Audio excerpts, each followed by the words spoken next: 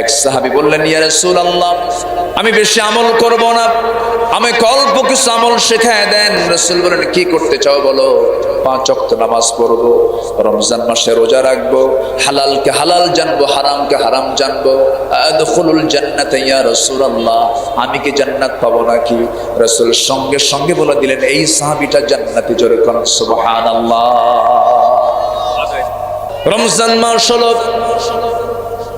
সেই মাস যে মাসে আল্লাযী উনজিলা নাজিল করা হয়েছে, কোরআনকে নাজিল করা হয়েছে।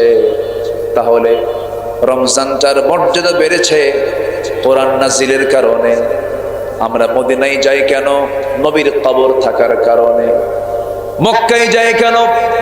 আল্লাহর ঘর কাবা থাকার কারণে। কাবার জন্য মক্কার দাম বাড়লো, রাসূলের কবর থাকার জন্য মদিনার দাম বাড়লো। ও নামাজ থাকার কারণে ওযুর দাম বাড়লো। ঠিক তেমনি কোরআন নাজিলের কারণে রমজানের দামটা আল্লাহ তাআলা বেড়ে দিয়েছেন।